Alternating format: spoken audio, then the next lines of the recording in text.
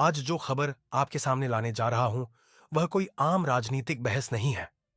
यह खबर संसद की ताकत, संघीय ढांचे और देश की एकता से जुड़ी है।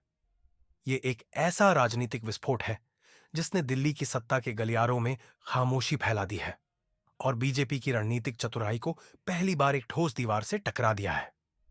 यह दीवार बनी है दक्षिण भारत से और इस दीवार के सबसे प्रमुख शिल्पकार हैं आंध्र प्रदेश के मुख्यमंत्री एन चंद्रबाबू नायडू।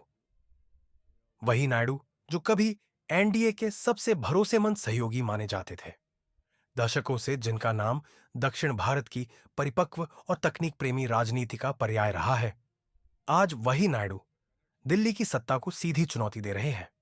यह टकराव सिर्फ राजनीतिक नहीं, वैचारिक है और इस बार मुद्दा है परिसीमन। परिसीमन की राजनीति, लोकतंत्र की गणना या दक्षिण के साथ अन्याय। केंद्र सरकार की योजना है कि लोकसभा सीटों की संख्या 543 से बढ़ाकर लगभग 800 कर दी जाए। सरकार का तर्क यह है कि जनसंख्या बढ़ी है और जनप्रतिनिधियों की संख्या भी बढ़नी चाहिए। लेकिन यह प्रस्ताव लोकतांत्रिक समानता के बजाय क्षेत्रीय असंतुलन को जन्म देने वाला बनता दिख रहा है। जनसंख्या के आधार पर सीटों के पुनर्वितरण की इस योजना से उत्तर भारत को फायदा, जबकि दक्षिण भारत को नुकसान होगा। इसकी वजह है दक्षिण भारत के राज्यों की जनसंख्या वृद्धि दर, जो उत्तर भारत के मुकाबले काफी नियंत्रित और धीमी रही है। नायडू का विरोध। नई भूमिका में पुराना खिलाड़ी नायडू ने परिसीमन योजना को लेकर न केवल सवाल खड़े किए हैं, बल्कि खुले मंच से केंद्र सरकार की नीयत पर सवाल उठाया है। उन्होंने मांग की है कि या तो लोकसभा की सीटों को फ्रीज किया जाए, यानी राज्यों की वर्तमान हिस्सेदारी को बरकरार रखा जाए, या फिर सभी राज्यों को समान अनुपात पर मेन सीटें दी जाएं, ताकि संतुलन बना रहे। उन्होंने अपने सांसदों को भी यह स्पष्ट संदेश दिया है कि अब सांप भी मर जाए और लाठी भी न टूटे वाली राजनीति नहीं चलेगी। स्टालिन का मोर्चा। तमिल पहचान की खुली चेतावनी। चंद्रबाबू नायडू अकेले नहीं है। तमिलनाडु के मुख्यमंत्री एम के स्टालिन ने भी खुलकर मोर्चा खोल दिया है। उन्होंने इसे केवल आंकड़ों की राजनीति नहीं, बल्कि दक्षिण भारत की सांस्कृतिक और राजनीतिक पहचान पर हमला बताया है। स्टालिन ने यह कहा है कि यह महज एक तकनीकी अभ्यास नहीं, बल्कि संघीय ढांचे पर सीधा प्रहार है। उन्होंने सभी मुख्यमंत्रियों को पत्र लिखते हुए इस मुद्दे पर एकजुटता की अपील की है। उनका यह भी कहना है कि यदि संसद की सीटों का निर्धारण केवल जनसंख्या पर आधारित होगा, तो इसका मतलब यह होगा कि वे राज्य जिन्होंने जनसंख्या को नियंत्रण में रखा, उनकी राजनीतिक ताकत कम कर दी जाएगी। यह कहाँ का न्याय है?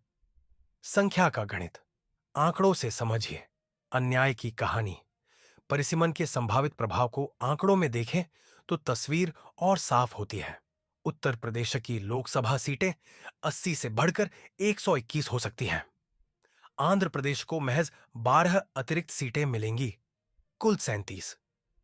तमिलनाडु की सीटें 39 से घटकर 36 हो सकती हैं। यानी जो राज्य जनसंख्या नियंत्रण में सबसे सफल रहे, उन्हें राजनीतिक रूप से कमजोर किया जा रहा है। यह मानो उन्हें यह कहा जा रहा हो कि अगर संसद में ताकत चाहिए तो ज्यादा बच्चे पैदा करो। चौंकाने वाली बात यह है कि आंध्र प्रदेश की सरकार अब एक प्रस्ताव पर विचार कर रही है, ज्यादा बच्चे पैदा करने पर नकद प्रोत्साहन। यह उस भारत की तस्वीर है जहां कभी हम दो, हमारे दो का नारा लोगों को जनसंख्या नियंत्रण के लिए प्रेरित करता था।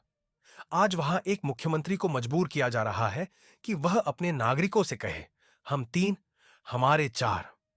बीजेपी की रणनीति। उत्तर भारत की ताकत से सत्ता की सुरक्षा।